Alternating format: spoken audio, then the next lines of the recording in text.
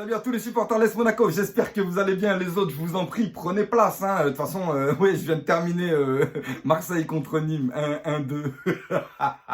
Non, je me moque pas, je veux juste que ça fait parfaitement nos affaires à nous. Bah oui, parce que nous, on sort encore d'un match de fou. J'ai encore perdu des pots, j'ai perdu des ongles, j'ai tout perdu. J'ai dit, j'étais plus fait pour ce genre de match. Mais on va dire que le match, il a commencé avec quelques ajustements, hein. Pas Gelson Martins, Aguilar, d'ailleurs, Gelson il était en tribune, on se demande ce qui se passe, on se demande, bon, on verra peut-être par la suite, mais en tout cas, c'est Aguilar qui prend la place de Gelson Martins, et on commence bien le match, quoique c'est plus ou moins équilibré, mais un peu plus à l'avantage de Monaco. Pendant les 10 premières minutes, on a plusieurs occasions avec Wissam Ben Yedder et Voland de pouvoir ouvrir le score. Ben Yedder, c'est vraiment dommage parce qu'il aurait pu, quand il se retourne, il met un missile là, ça aurait pu. Mais bon, c'est pas rentré, c'est pas grave. Mais bon, le fait de pousser, encore une fois, on rate notre temps fort. C'est-à-dire que dans les 10 premières minutes, là où on est vraiment dangereux, on n'arrive pas à conclure. Et qu'est-ce qui se passe au bout de la 10e minute? Eh ben, c'est Montpellier qui reprend le ballon. Voilà, c'est Montpellier qui revient dans le match.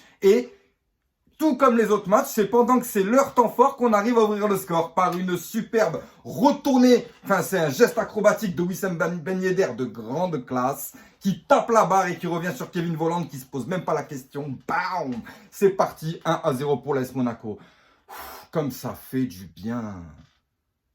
Et parfaitement, on arrive encore une fois à, on va dire, confirmer donc cette ouverture du score par encore plus de sérénité, encore plus de jeu, ce qui fait que ça nous amène, bon, pas rapidement, mais assez rapidement, au deuxième but de Wissam Ben Yedder, excusez-moi. Wissam Ben Yedder qui, on voyait, il était frustré, il a eu envie, d'ailleurs, ça retournait, elle aurait dû rentrer, elle aurait dû être pour lui, mais bon, je sais pas s'ils n'ont pas compté en passe décisive, mais elle aurait dû être pour lui cette retournée. Bon, c'est Voland qui marque à ce moment-là, mais là, il rate pas le coche, il fait un superbe appel où il arrive à mettre une petite tête arrière.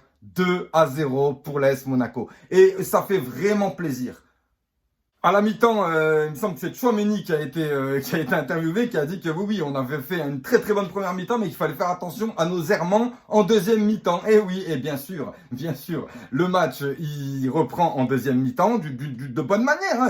Il y a pas forcément... Enfin, moi, j'ai pas vu Monaco dominer, j'ai vu Montpellier un peu mieux. Mais encore une fois, c'est nous qui arrivons à nous créer une très très belle occasion avec ce penalty. C'est Kevin Voland qui est fauché dans la surface de réparation. D'ailleurs, très gros match de Kevin Voland et Wissam Ben Yedder. Donc Voland qui est fauché dans la surface de réparation et penalty pour l'AS Monaco. Parfaitement tiré par Wissam Ben Yedder. 3-0. Là, on se dit c'est bon.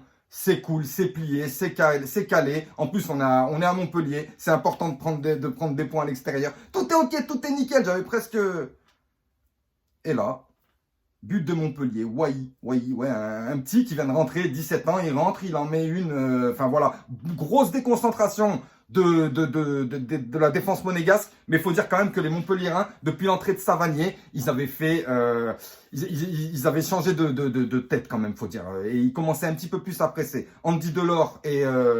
non, Laborde n'a pas été terrible, mais Andy Delors, il nous a quand même un petit peu fait peur sur pas mal de phases de jeu. Maintenant, les Montpelliérains, ils ont bien repris la deuxième mi-temps.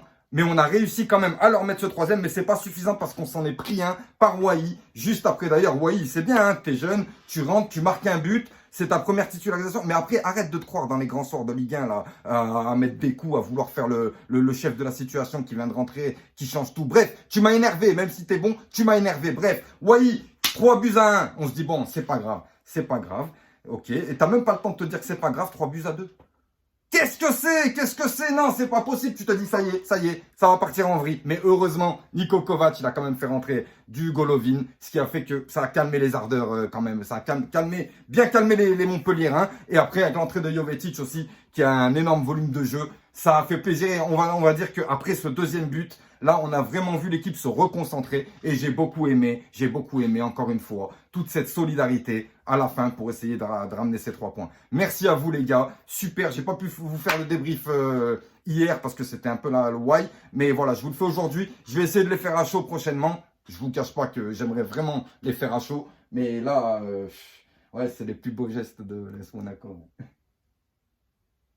Alors, je devais faire une vidéo mercato, je voulais laisser passer cette semaine, faire une vidéo mercato pour avoir un peu plus de recul.